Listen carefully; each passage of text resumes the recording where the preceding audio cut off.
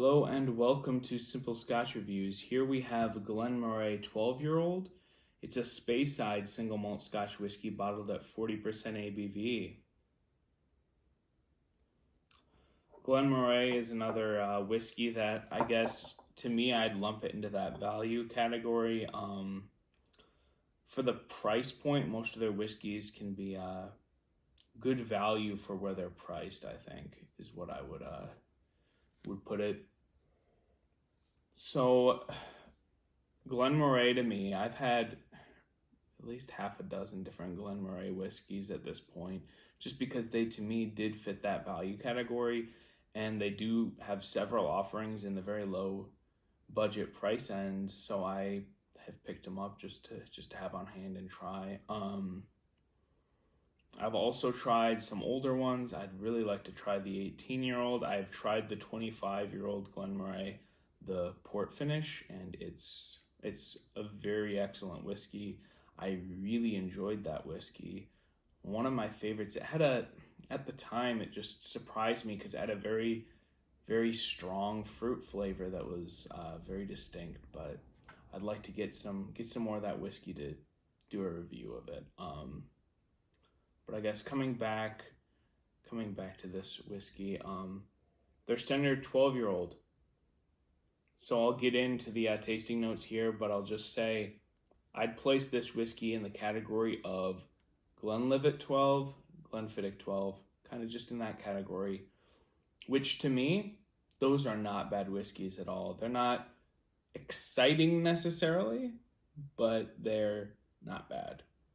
They're always good old reliable, but they're nothing usually exciting. But so before I even start the tasting notes, one last thing.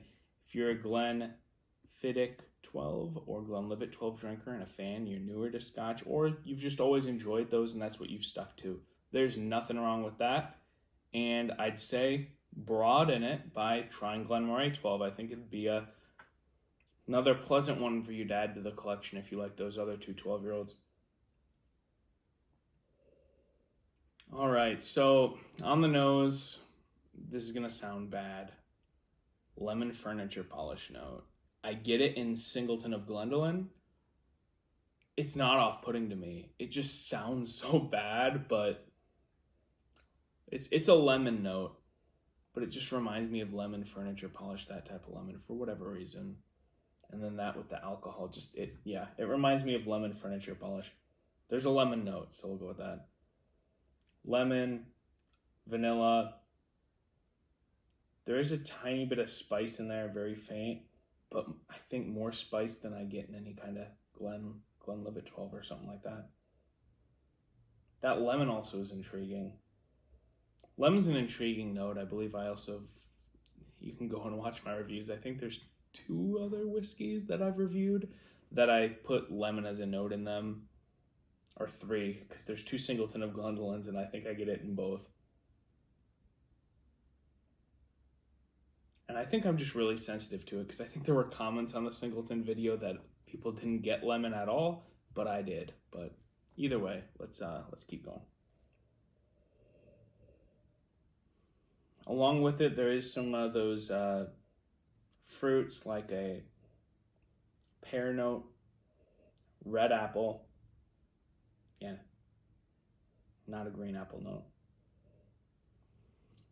So lemon, vanilla, maybe apple and pear, and baking spice. That's the nose on this one for me.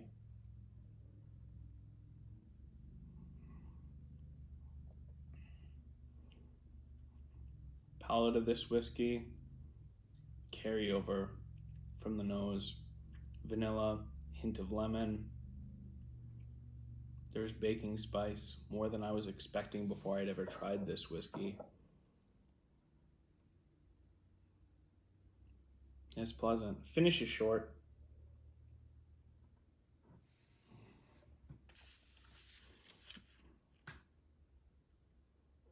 The last time I had it, I actually spent some more time with this whiskey. I just used this sample bottle to get a fresh pour. I've gone through a bottle of the standard 12-year-old, and I took some notes as I went through it because things will show up later. On the palate, I said, yeah, vanilla, some baking spice. The fruit is less on the palate than it is on the nose. Those apple and pear notes, red apple.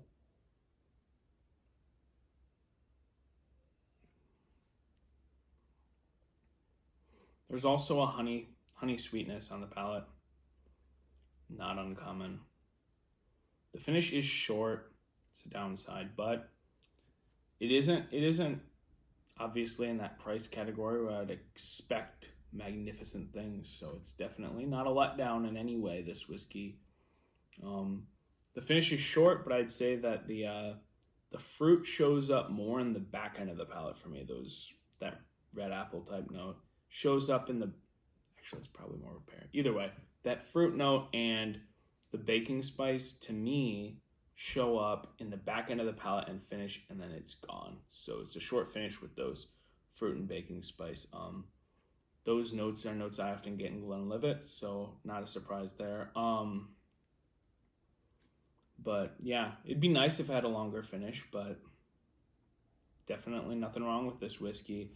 I did note, yeah, water didn't help this whiskey. And I know you'd say, duh, it's 40%. I've had 40% whiskeys where a drop or two of water actually helps. Water didn't help this whiskey, but I just made note of that after trying it. I always like to experiment with the water in a whiskey. This whiskey, definitely good. Definitely think you should try it. I would say for who should try this whiskey, I would say anyone that hasn't tried it, it's not expensive to try it. But specifically, if you are newer to whiskey, Glenlivet 12, you've had because it was at the bar, you liked it, you want to look into Scotch, this is another one that I'd try. Or if you've drank Scotch for years and you've just always gravitated to those Glenlivet, Glenfiddich, Aberfeldy 12, just those whiskeys, nothing wrong with that.